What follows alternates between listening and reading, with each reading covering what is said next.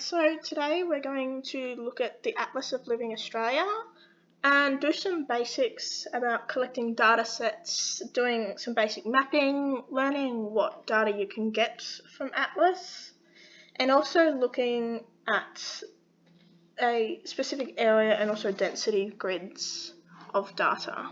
So today we're working with the Atlas of Living Australia.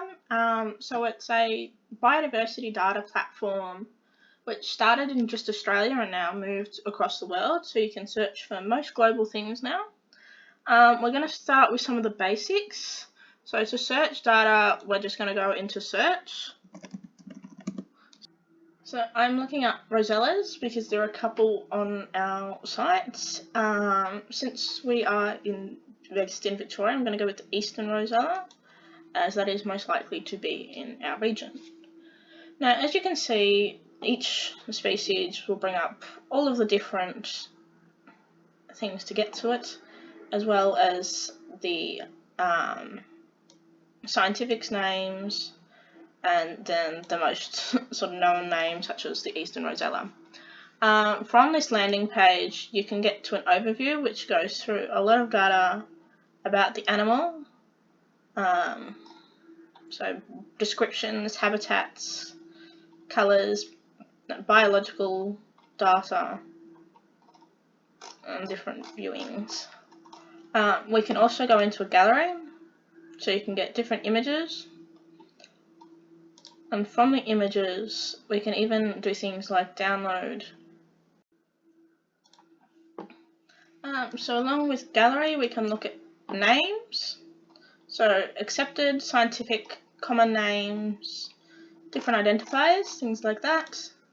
Classification from kingdom down to species, which is the same list as what is above here. Records, which show graphs of the different records. So we've got 409,000 records. We're at different months of the year. Since whatever the starting date is, so in this case 1990s was the first record, all the way up to 2021. And we can then go by decade. So a lot of things might not be seen so much through previous decades, but when we get into sort of the digital and data categorization era, especially more recently, we can see a massive jump in records. Now, Atlas was produced in 2014, which is why we've got a massive jump here. We can look by data partner. So if we're looking for specific data like BirdLife, we can go for BirdLife Australia, and we can look into that later.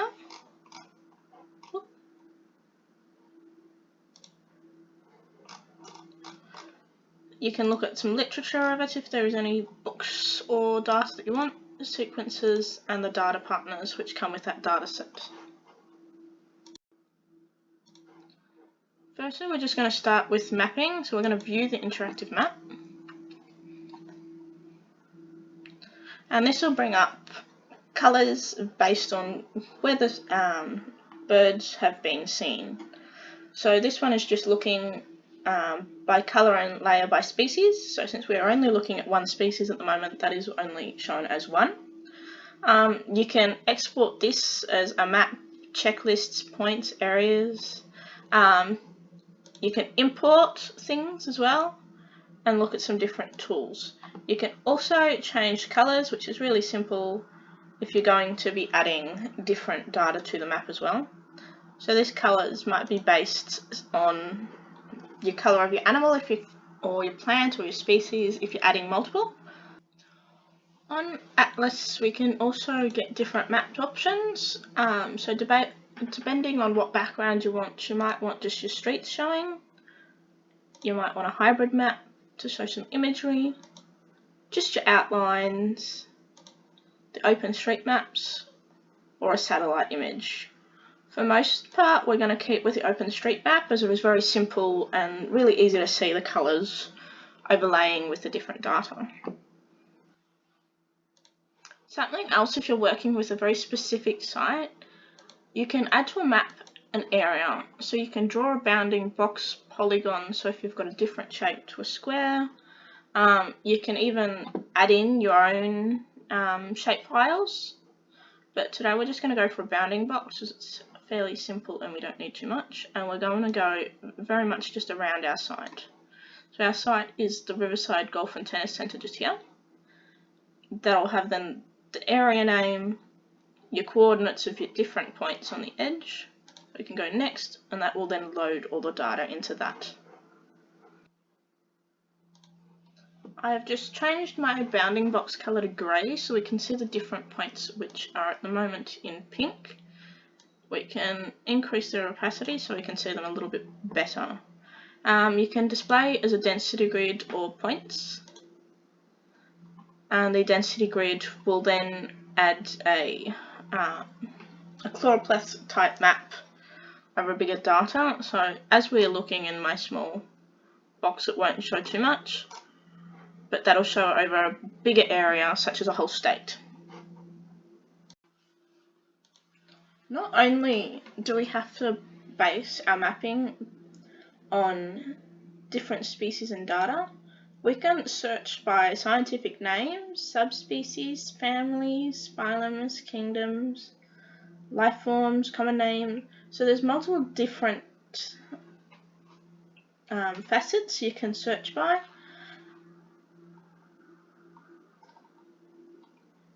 So we might want to do by institution. So the institutions will show the different institutions that have mapped data. We can see that a lot are not supplied, so that'll be then the personal people mapping their data. We've got the Australian Museum, Museums of Victoria, the Commonwealth Scientific and Industrial Research Organisation,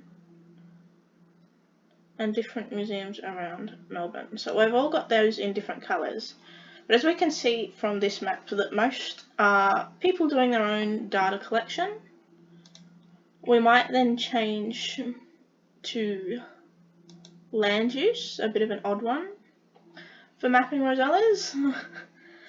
But this will show the difference in urbanised areas, pastures, native conservations, parklands, residential waters, items like that. So we can see that we get a massive data collection of different colours on this map.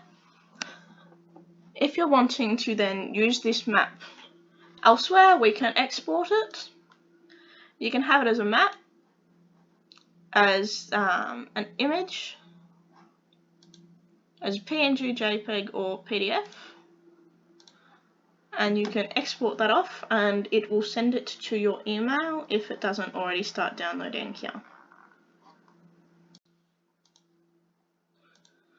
We can also export just the points and areas, so we might want to then do the points if you're doing a study to map on something else, like QGIS, Mapbox Studio, or even Google My Maps. So there's a lot of software out there for mapping.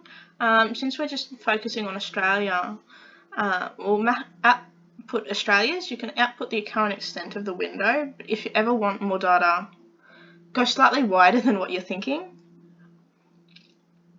You can then do it by species.